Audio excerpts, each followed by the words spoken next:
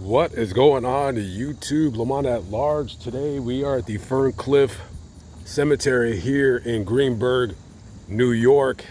This mausoleum right here, I'm going to visit the grave of one of hip hop's greatest icons, greatest rappers. That's Heavy D. In case you guys didn't know, Heavy D was born in Jamaica on May 24th, 1967, and then later on in the early 70s, his family immigrated to the United States and they settled down in Mount Vernon, New York.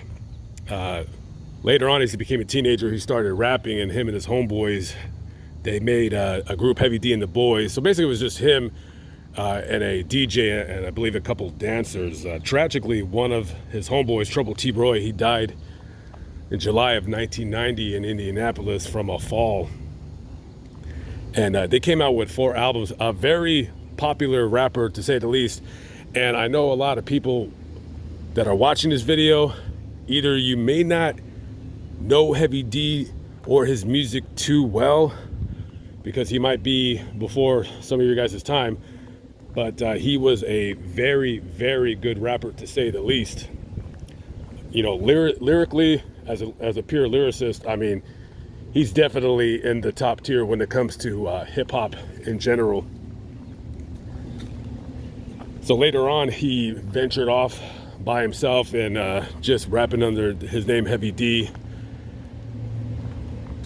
And commercially, he was also very successful too. If you guys are a fan of the television program In Living Color, he did the rapping on the intro to In Living Color. It's one of the funniest TV shows of all time. And he also did the rapping on Mad TV as well.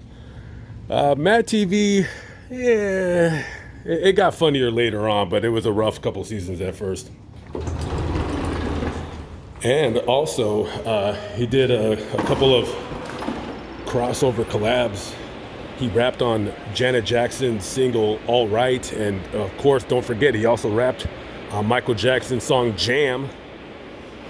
And other than being a rapper, he was also somewhat of an entrepreneur, and he was senior vice president at Universal Music. And because of Heavy D, he got one young man an intern gig at that company, a young man by the name of Sean Combs, who now goes by the name P. Diddy. And he would also do some acting and some movie appearances. He was, from what I remember, he was on A Different World. He was on Fresh Prince of Bel-Air. And of course, Living Single. Living Single, if you don't know that TV show, it's one of my favorite television shows of all time. And of course, he did a couple cameos in some movies. Who's the Man? New Jersey Drive. I believe he was in Baps too. And he also was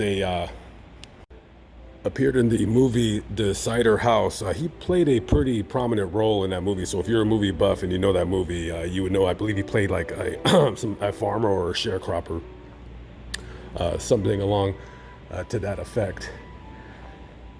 And the last, I believe, public appearance he had was at the BET Music Awards in October of 2011. And the following month, on November 8th, 2011, he was outside of his mansion in Beverly Hills, and he just fell.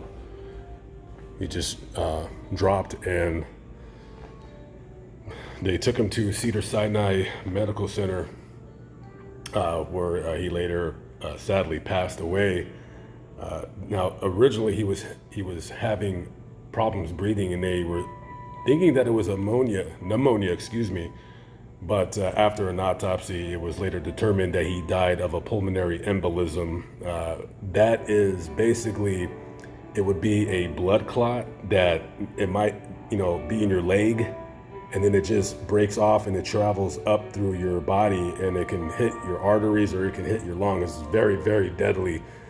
Many of us will have blood clots in our lives and never know it. The signs are like your leg will hurt, and if it hits your lungs or your chest, then you'll have like pain in your chest and problems breathing. So anyways, one of hip hop's greatest, in my opinion. And let me tell you, they any rapper coming out now, I don't care who they are, this man is better than. This man was a great rapper. He just didn't. He wasn't the type that. He could have changed up his image to sell more records. He could have went gangster rap because he was rapping when gangster rap became really popular, and some people, kind of forgot about Heavy D because that's what people wanted to see. They wanted to see gangster rap, but he didn't.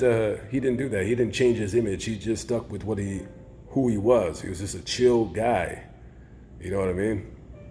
Definitely a chill guy. And my personal opinion is he didn't get his due in the rap industry the way I felt he should have. But people showed him love. I mean, Notorious B.I.G. shouted him out in his song Juicy. Me and Heavy D up in the limousine. Yeah. All right. Rest in peace to Dwight Myers. You will surely forever be missed in hip hop. All right, guys, I'm Lamont at Large. Thank you for watching my videos. I will catch up with you all later. Have a good one. Peace out.